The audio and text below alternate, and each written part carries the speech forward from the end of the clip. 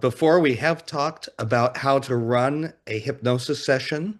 And today, I hope you enjoy this because we're going to go even deeper than that. We're going to talk about how you interact with a client before and after the session.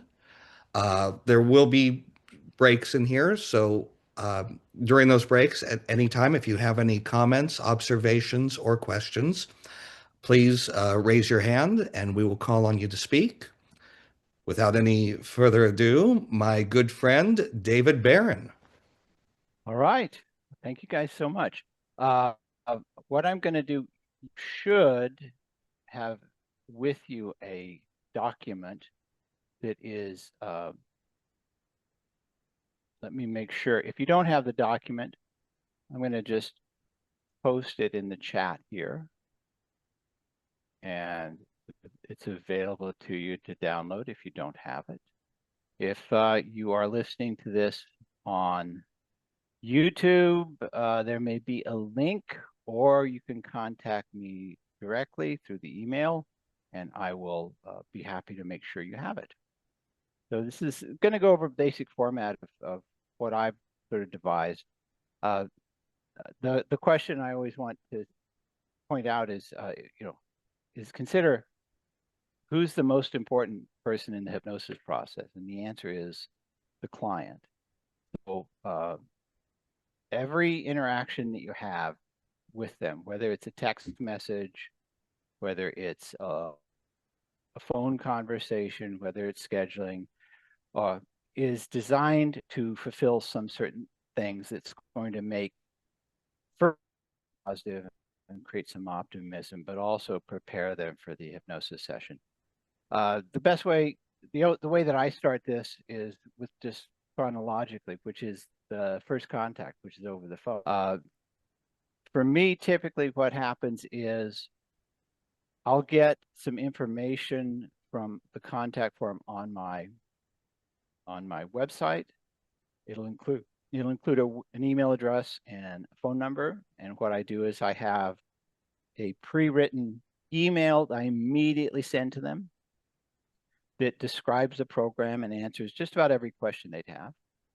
The next thing I'll send to them is a text saying, check your email, and I'll call them. Now, it is usual that I tend to have to leave a lot of messages first off because it's usually an unfamiliar phone number. What I would say in the phone number is, hello, this is David. I'm here at the Hypnosis Center. You reached out to me about hypnosis for whatever it is, anxiety or smoking. And I email, please feel free to call me back. I'm happy to explain it in more detail. That's my typical message. And then I'll do that twice if I don't actually talk with them. But there's a moment when they call and I do talk with them, and I have a couple rules about the interaction. First thing is I'll ask them, how can I help you? And that's really about letting them talk as much as they need to within my own time frame. So for the most part, it's usually short enough for me to understand what their problem is. It could be just quitting smoking. It could be anxiety. It could be insomnia, or they're trying to deal with a traumatic life event. But once I understand that, I explain what the program is. And my objective is to not sell them, but to inform them. And so my particular program, I tell them, this is a 3-session program. The first session is designed to really build you a very positive resource so that at the first session, you'll notice at the end, I'm creating anticipation, you'll notice at the end of the session, something very dramatic taking place. If it's I ask them to craving a cigarette, and at the end of the session, I ask them try to bring up a craving for a cigarette. And if they're following my instructions, it is not there. That's the first session. Each of the sessions that follow that are really about reinforcing what's working, but even more importantly, making sure you start to see yourself differently. So you can look back on that old behavior and not feel like that person anymore. I give them the cost, and typically, once I have the cost, sometimes that will spike them. And what you can do to do that is return the conversation back to their problem. So, questions like, how long has this been a concern for you? At what point did you decide that quitting smoking is important? Why? Why now? You've been smoking for 30 years. Why quit now? And what this will do is bring their attention back to the importance and the urgency of the problem. And then I don't ask if they want to make an appointment. I ask them, how do you want to proceed? And for me, that's a real benign question because it doesn't put the pressure on them to make an appointment. It puts the pressure on them to just decide something. And so they have all the control. Usually they'll want to make an appointment. And if they don't, they'll call me back and I let them know, okay, you can call me back. You may get an email from me over the next day or so, but again, call me if you have any questions. The whole purpose of just the first contact conversation is to create a sense of positive expectation and to create some trust. So, I let them know I've been doing this for over 26 years and I've got a fair amount of confidence in my skill set. I let them know that I say, you are going to get my best effort. And at that point on, it's entirely in their hands. So again, that's the the first contact phone call. So consider, as you're doing this, how are you going to talk to this person? How are you going to create anticipation, demonstrate your authority, let them feel comfortable? That's why I let them talk. I make an effort to sincerely not interrupt them. And some of them go very long if I have time. Recently, I had a conversation with a fellow who was going through a really dramatic life change event. And I could tell he has no one to talk to. So I just let him talk. And that was enough. And it makes them feel comfortable with me. So take a moment to consider and write down what your introduction would be like. I don't have to read this. I've done it so many times now. But that's how I do it. Anyone here have any questions on that? And again, if you have questions, you can raise your hand. We'll go from there. Joe? David, I think this is so important that you are setting the authority frame. I take what I learned from golf. One of my mentors, back when I taught golf, taught me, tell them your background, who you are, and, don't be shy. I would tell clients, if you think you can find better information somewhere else, I encourage you to go there. So, they know what they're in for. Anyone else? I'm surprised. This is not a shy group, so please. Okay. Very good. Yeah, absolutely. It's Do true. you, After 20, yes. Hamer, please. Hammer? Yes. maybe you've already covered this in a previous meetup. Do you do any suggestibility tests or imagination games to put the onus back on them to prove to you that they can be hypnotized? I I personally don't. I don't think that's a bad idea at all. If you can work it in conversationally.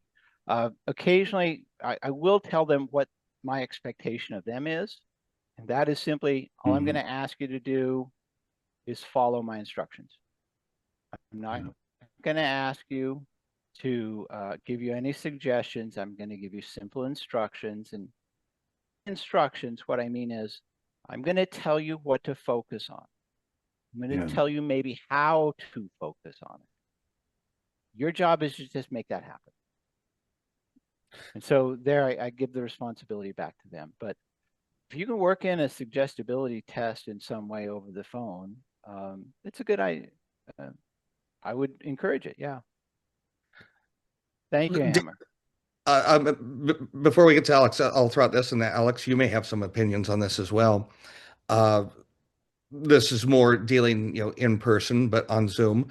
The suggestibility test, a lot of times I will use this, but once they're in trance, Yeah.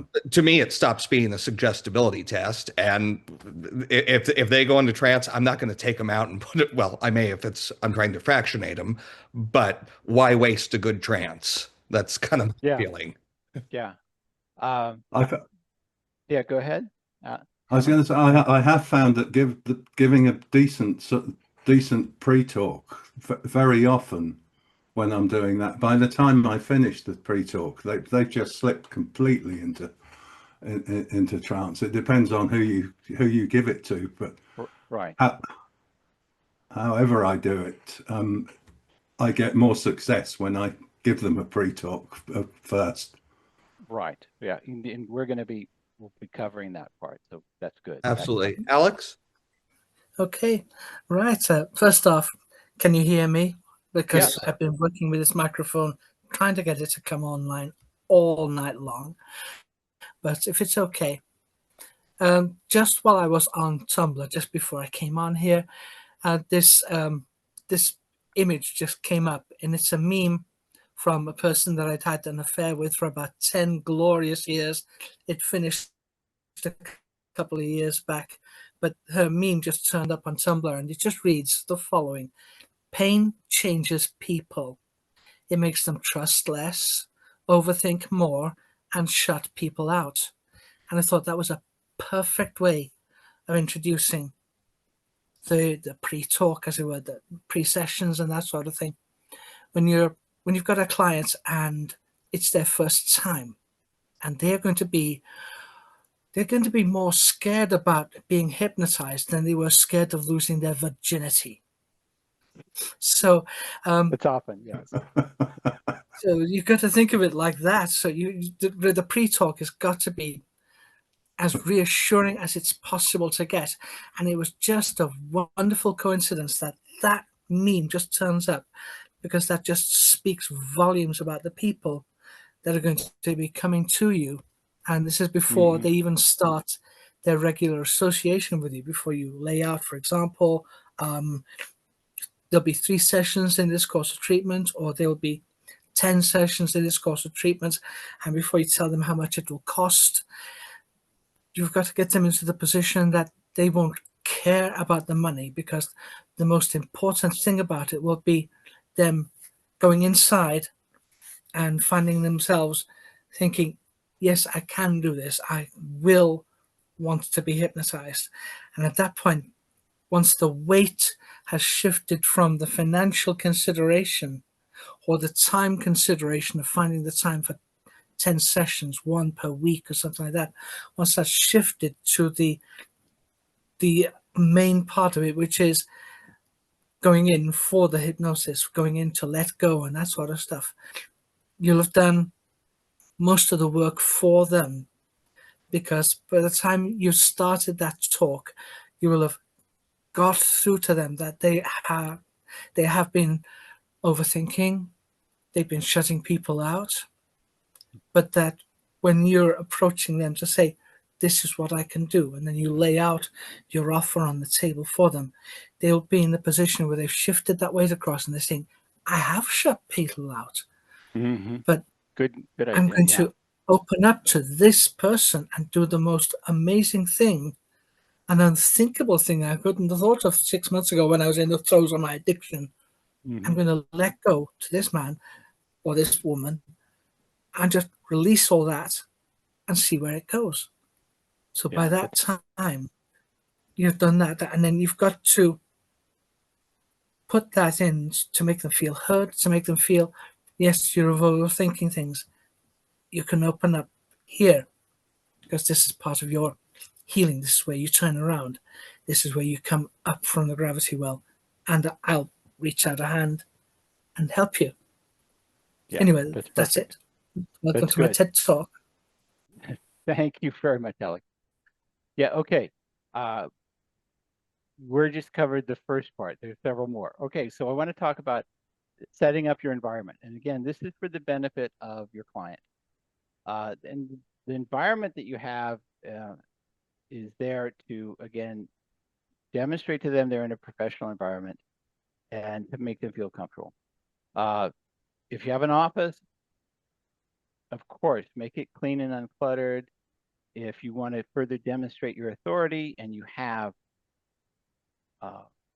certificates, I've seen a hypnotist who had nothing but a wall of certificates that he stands before, in front of, as he does the hypnosis. And also for online sessions, use a backdrop that is at the very least undistracting. So I think this is hypnotic enough, and it's worked so far. I used to just have a black background, and I was a Wizard of Oz floating head in the middle of it, just giving instructions. That worked well too. Personal appearance, and consider, what you need to be dressed. These are all obvious, which is dress as though you are a really good hypnotist. That just makes sense. It doesn't have to be something cookie cutter, but it has to be your impression of what a good hypnotist would be dressed like. Be on time and punctual. This is just indicating you have your stuff together. And there's a recommendation I sort of like, if you can sit slightly above the eye level of the client, they're going to be literally looking up to you, and that will connect some neurons to see them as someone they could figuratively look up to. Minimize all of the filler words like ums and ahs and and things like that. If you're wondering, in my operations manual, I discuss this and why it's important. And there are things you can do in your real life outside of being a hypnotist to get your act together, so that you're not just putting on a facade, you're actually demonstrating this sense of confidence and authority. Also in the session, it's important, Jeff Stevens taught me this, it's important to begin your sessions by giving them directives, telling them what to do. Don't ask them, tell them.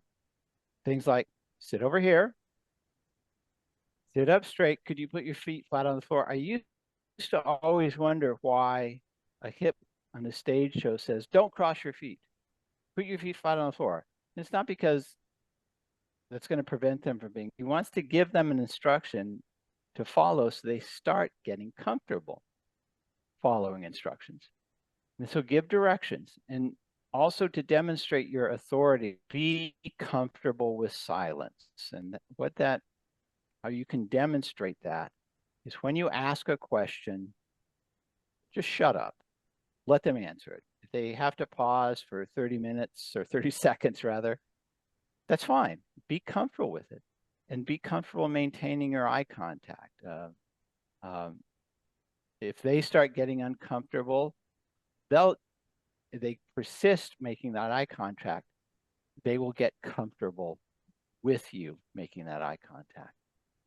So these are all things that are part of the external environment. You want to make sure wherever you're orchestrating an environment that is designed for them to feel safe, to feel cared for, it demonstrates your authority, so that when you actually start telling them things in hypnosis, what to do, it feels natural for them. So that's how I sort of demonstrate the environment. There are lots of good things you can do. I have one hypnosis friend, a hypnotist. On his wall, he has the stages of metamorphosis of a butterfly. He has the caterpillar, the chrysalis, and the butterfly, sort of as a metaphor. Another hypnotist had a sign over his door that was a big flashlight that said, "Wake up." So when they left, They consciously saw that and subconsciously understood what it meant. So it's a good experiment to see what you can do to make your environment like this, so that every little detail of it is conducive so that your client has a great experience. Joe? Yes, as you're saying that, making sure the feet are flat on the floor, I will remind people because I did this, it happened kind of recently, and I was quite embarrassed. A young woman, I was doing the hand drop, press on my hand, and I did not look at her feet. And they were crossed and they were behind the chair. So when I removed my hands to sleep, she went out, but she went forward. Thank God she only weighed 110 pounds, so it was no big deal. But, if it had been a 6 foot tall guy, we both would have been on the floor. So these are Yeah. things we still have to think about. Yeah. There's no failures. There's only lessons. Yes. Oh, yeah. Okay. So I want to talk about the pre-talk.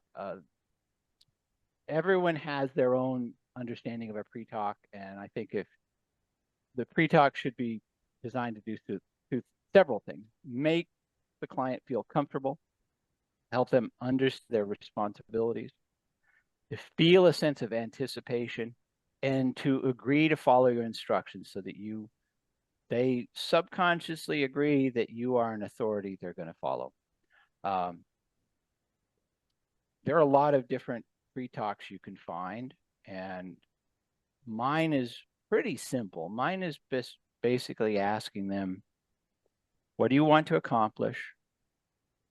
What's the problem? And what would you rather on the other side of this? It would make you feel so good there couldn't be a problem on send.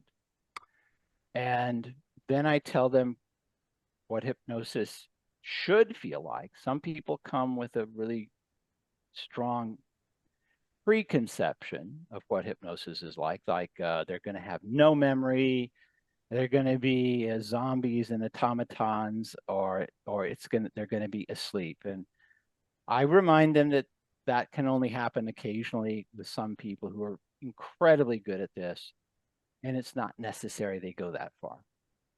All we're helping you do is create a really positive feeling, and to do that, just follow my instructions.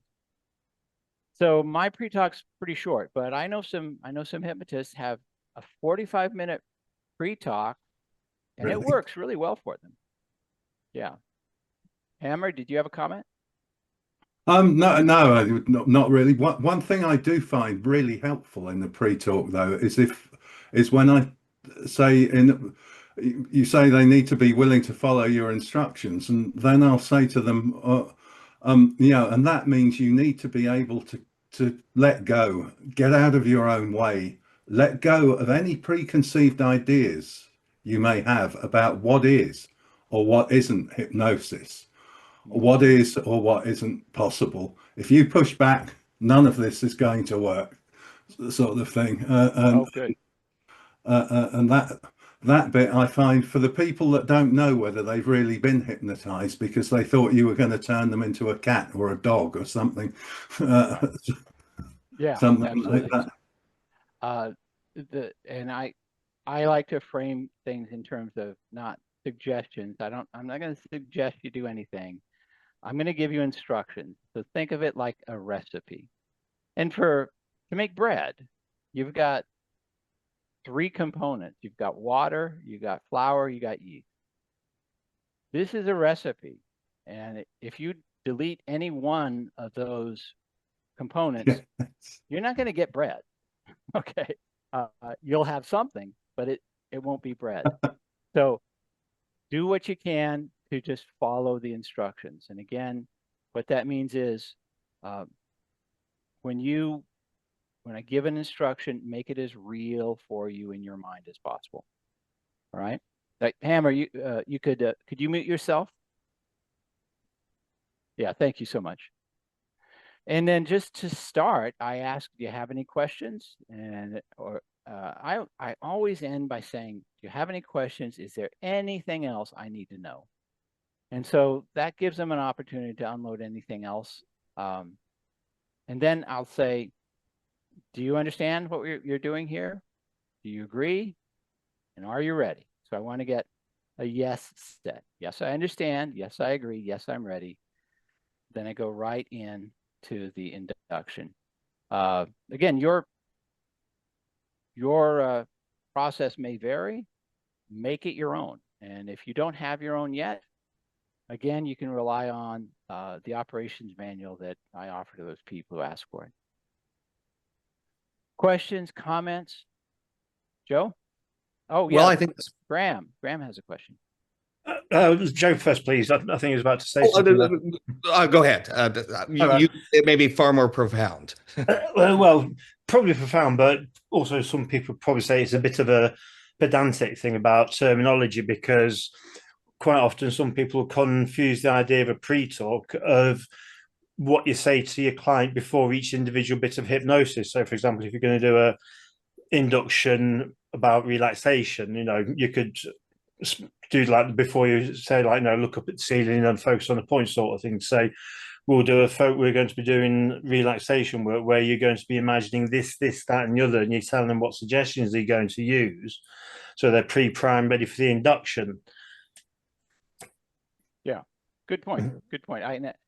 I do that. There are various points in the sessions I use where I prime in some sort of way. I don't necessarily tell them exactly what they're going to experience, but I'll talk about something that they will conceptualize it's going to be relevant to in the hypnosis session. So yeah, thank you very much. Joe. And this leads perfectly into the next area where you and I have had talks about this. At times it may seem cliche, but it works. It's great for building rapport. So in section 4, if you have the notes, providing that positivity of you're stronger than you think, things like that. I'll let you take that from here, Yeah. David. Yeah, the essence of this, again, I'm sure someone else has thought of it, and I made it up as far as I can tell, but I think this is pretty universal. Think of every interaction that you have with your client with a goal, at least 1, 2, or 3 of these things. You need to provide reassurance. So this could be just in the phone call to remind them, you're stronger than you think. You can do this. To create anticipation, I like saying at the end of the call, you're going to look back on this and know you did something great. Strengthen their ego, which is just remind them that they have faced challenges in the past and that they can overcome whatever they need to. Reaffirm their self-worth. This is a big one for a lot of people because self-worth is often a linchpin to helping them get what they want. And remind them that you're deserving, that they deserve to experience the change that they want. Validate their success. Again, people who are challenges with self-esteem, they will minimize anything that's good about them. And so you just let them know, you did great. This is something you did for yourself. It gets better every time. You were really good at this. Build optimism. And so it helps create the sense of expectation. So when you're talking about the hypnosis session and coming up, you say, you'll look back on this, know you did something great. You'll be able to even try to think of smoking and it won't be there. You'll just know it's something you used to do. And last is to reframe failures as lessons. And I'm saying this more and more with my clients, which is, and I'll say this to someone who's on the phone with me. Say I tell them my cost and everything, and the first thing they say is, it's too expensive, I can't do it. And what I say then is, I completely understand. I will be always available if you want to do this, but let me give you some encouragement. If you set it in your mind, you don't give up. If you know that's going to be a point in your future, we're not talking about right now. I'm talking about for certain, but sometime in the future. If you set it in your mind, there's no failure in victories that you celebrate. That's it. From this point on, you just never give up. If I could be a part of that for you, I can promise you're going to get my best effort. And that's how I leave the conversation. And sometimes they call me back, sometimes they don't. You know, I give them my best. And so then, anyone have a comment? Joe? I really like how you do it. You know, of course, all of the NLP people, they'll use the meta monsters. Will, oh, it's too expensive. Well, compared to what? And you know, you can ask that, but Yeah, I'm not going to well, argue them. yeah, yeah. I'm not going to say, remind them how painful it is compared to the cost. Someone else is going to do that. I am fortunate enough to have enough clients, and that I can sadly let them go and find a solution on their own, and I hope they find it. So yeah, it's just a matter of accepting their excuses and continuing to give them support. So what I want to talk about is after the session ends. Typically, the end of the first session, I've helped them create a resource of strength that makes them feel so good, makes them feel so good about themselves. Often the first word that comes out of their mouth when they open their eyes is, wow, or tears are coming down their eyes. Wow. And then I put a little check mark by a wow on the intake form. I got the wow. Okay, this is great. And I say these words. I've said it verbatim enough times, and it's pretty much there in the document. It says, okay, let me tell you what we did, and I'm going to give you some homework. When you're within your mind, we moved a whole lot of furniture. Maybe we did a whole remodel on the inside of your head. We've moved a lot of things in a much better direction. It should not be something you have to work at. It's mostly something you're going to notice. But for a lot of people, as good as you feel right, weird, because it's such a dramatic change in such a short amount of time. It's because you're not familiar with this yet. Your responsibility now is to get familiar with this change. So this is your homework. Your homework's really simple. Every time you notice this working for you, celebrate that like a victory. Wars are won through small battles. I want you to celebrate every little victory, even the smallest one. When you just realize for no reason, you feel good, celebrate that. Smile, pat yourself on the back. Tell your subconscious mind, attaboy, good work. And just keep doing that.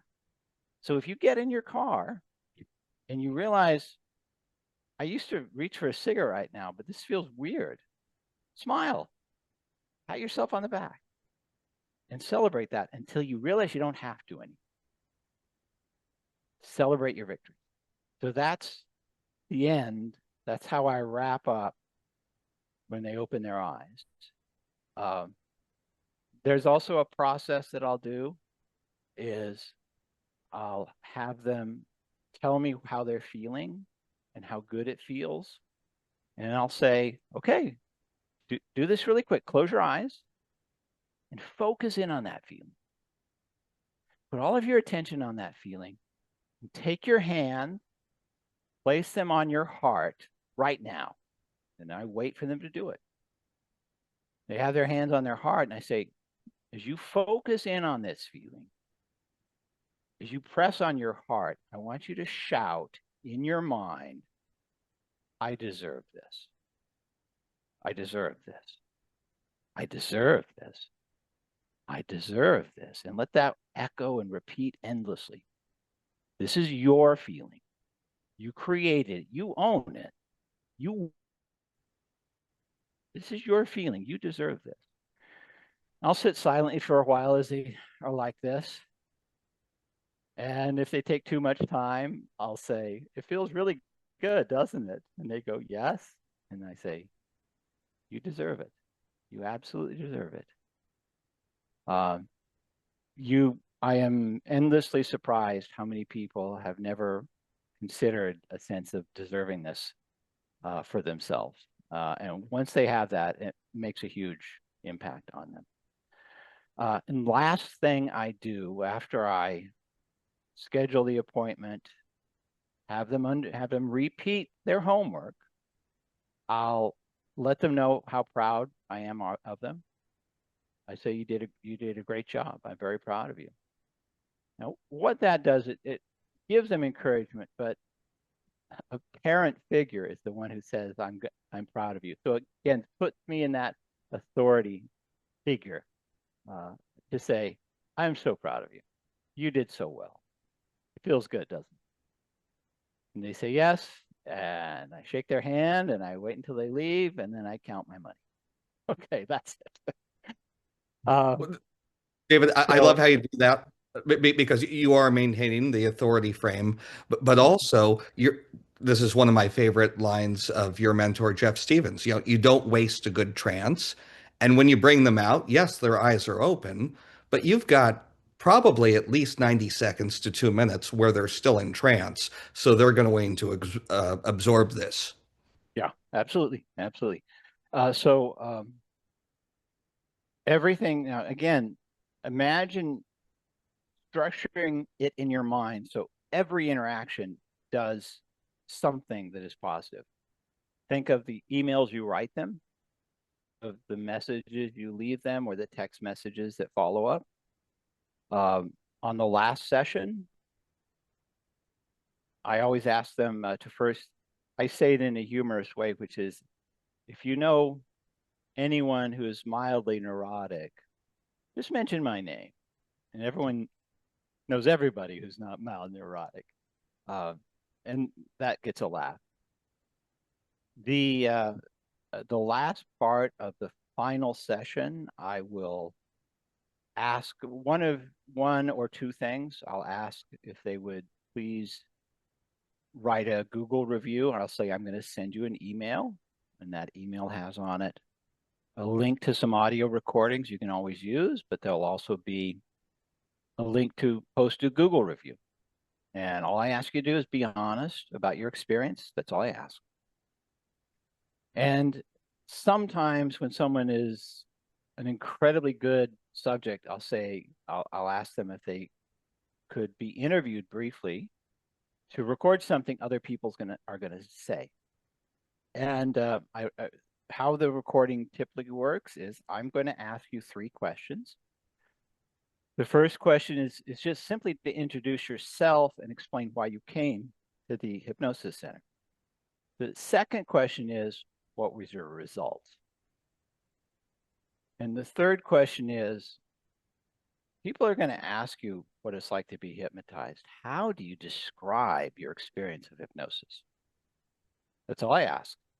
And the recordings are going to last anywhere from 90 seconds, sometimes up to 5 minutes, depending on their verbosity and how much I edit it.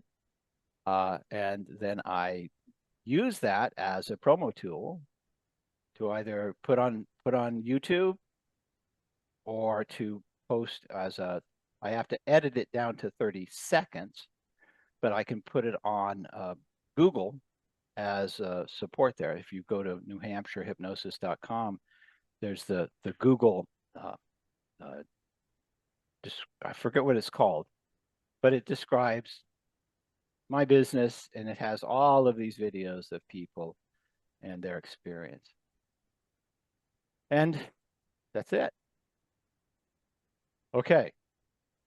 How does it, questions, comments? That's the whole interaction of how I work with people when I'm not doing hypnosis.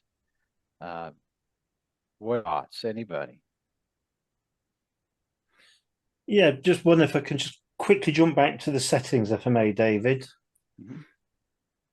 And that's if, say, for example, like myself, then I believe you do the same as if you do your sessions over Zoom. Make sure if you've got any little furballs that they're kept out of the way, both on your side and the clients as well. So I don't know if anybody noticed last week, I got video bombed by my Moggy. Yeah. And the worst thing you can do is when you're like trying to focus on somebody, watch them in the trance, and next thing you know, you get a curious cat stick the face up as if saying, what's all this? Right. And next thing you do, you burst out laughing. Yeah, let you guys, I'm going to put something in.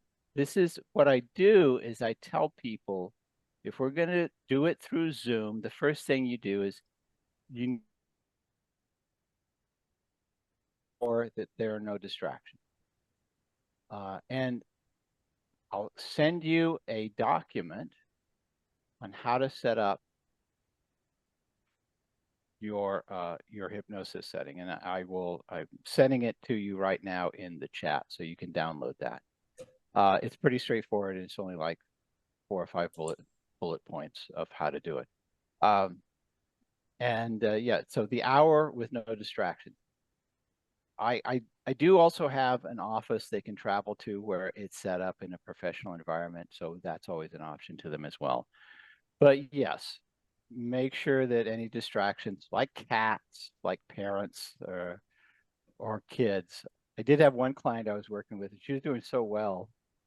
And she got so frustrated because she could hear her husband and her son yammering away. And I woke her up and I said, okay, you have permission to yell at them and tell them to be quiet. That's exactly what she did. And so they shut up, they left the house. We went back and had a great session. So yeah, that works. All right. So I think this has been thorough enough. If you do read the manual, I try and be as thorough as possible. This will give you a lot to think about on how to develop your own hypnosis practice and how you're going to deal with the clients after and before and after the hypnosis session. So guys, any final questions or comments? Just thank you. It's gold dust. This is absolutely so much. gold dust. All right. Well, perfect. Well, once again, because you're here, you're not somewhere else. And so you sacrificed a little bit to be here. I deeply appreciate the quality of that sacrifice. And I encourage all of you to show up back here again. Joe, I'm going to hand it off to you to sign off. Thank you so much, my friend. I will just take a quick moment. Peter, you came off mute. Did you have a final comment you wanted to make? Oh, I was just saying thank you. Well, thank you. As usual, these sessions are fabulous. So thank you so much. You and everyone else showing up is what makes them as successful as they are. If you have any questions that come up in your mind, please feel free to email David, and we'll get back to you somehow. And have a wonderful weekend, and I hope we see you next week. Thank you all. Thank you for taking the time to put this on tonight, Good David and Joe. It's weekend, really everyone. appreciated. Thank you so much. Thanks so much. Okay. Thank Take you care, very much. Have a everyone. great weekend. Take Bye-bye. care. Take good care. Bye for Yeah. now. Have a good weekend. So long for now.